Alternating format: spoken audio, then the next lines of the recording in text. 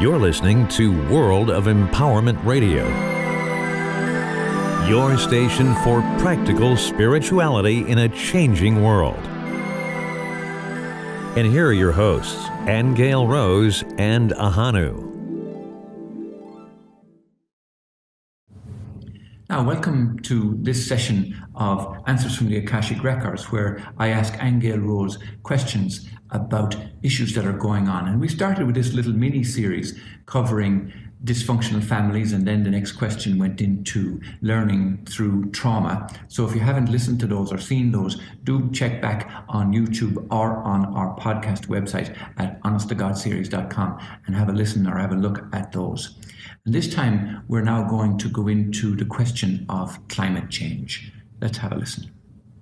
So now, coming back to humans and humanity in particular, there's this belief that we come in here forgetting, that somehow there's a kind of a veil of forgetfulness that is over us, and we don't remember our origins, and that there's a reason for that and there's a purpose behind that. What could that be? Okay. Well, sources saying it's not true of everyone. Okay. And no, it's not really in the divine design to have you forget. So that's not really a higher intention that we forget. My feeling is we may cause our own forgetfulness, okay, in order to perhaps tend to a particular task at hand that requires our attention. Okay. In a certain way, and so we may decide to forget everything else while we work on that or focus on that. But there are many people who that's not their agenda, and they come in with a lot of memory, remembering all their lives, remember when they live, remember what they're doing here, what their bigger purpose is. And like I mentioned before, we see that more with the new children coming in. So they're coming in much more awake than we were. Right. So it's what Source is saying is that it is not a divine intention that we come in to forget. If we come in and forget, it's of our own decision. Okay, or we come in to remember. So let me hop back to ancient civilizations that appeared to be much more enlightened and much more together in terms of what was really going on, and also in terms of their skill set. They were able to manipulate massive rocks and boulders and create magnificent buildings, and they were familiar with energy and all of that. They knew a lot more about electromagnetics. Okay, but and how they work. If we don't now, so they knew a lot more. What would have caused the rift between then and now? Why don't we remember that so that we can go straight into being technologically advanced? Okay, well, the answer I'm getting is that, there were cataclysmic activities in the cosmos, and that affected many planets and affected this planet. And so a lot of this advanced or older civilizations that were here had to leave, because of cataclysmic cycles. Some went to different parts of the earth, some went underground, some left the planet entirely.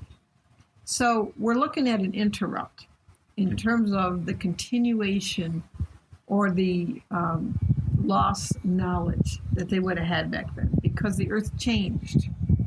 Okay, and the source is being really clear that the earth changed as an effect of what was going on in the cosmos. Okay, so not necessarily that the civilizations who were here caused any sort of, not like that, that the universe is a really big place, source saying, and we are all affected by whatever goes on in the universe.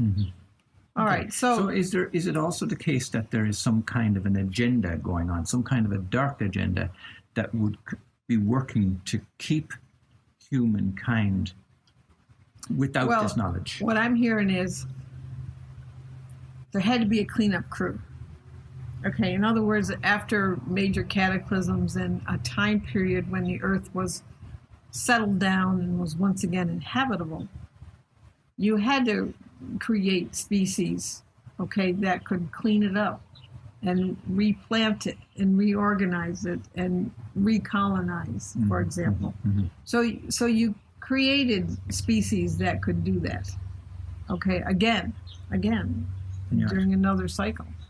Okay, so I think that those species were bred intentionally, okay, to be cleanup workers, cleanup crew, to take instruction, in other words. So to come back to the issue of forgetfulness then, why wouldn't it make more sense that we would remember the job we came to do, or that we would come back if we were going to reincarnate on planet Earth? We'd continue the job that we started. We'd come back with memory. Oh, this is where I left off the last time, so now I'm going to carry on with that. Or I remember all these 10, 12,000 lifetimes and carry on. Well, no, because it depends on who's wanting to colonize the Earth.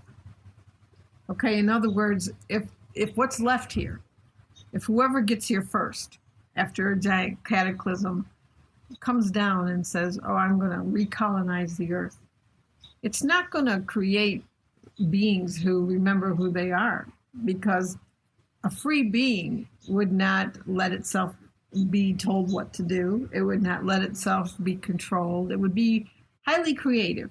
It would be highly creative. So we're not free beings. What's that what you're saying? We're not free beings in that capacity, no. Right, okay. This is why when, again, the cosmic cycles start to affect the Earth, and once again, cosmic cycles catalyze. So they catalyze change no matter where it is in the universe. And we're living in a time where we're being catalyzed quite a bit. Because of that, you see more people becoming aware of things. Mm-hmm. Because to go back to your big God, G, let's just call it life. Let's just say life itself has the qualities of it are for continuation and gradual evolution and expansion. Okay, so the big G would be that. It would be life-affirming, it would be harmonious, it would be loving, it would be expansion. It's not interested in destroying or controlling. Okay, so that's always how, too, you can distinguish with beings in terms of what are their qualities. Right. Are they trying to control? Are they trying to make you obey? Are they telling you what to think and believe?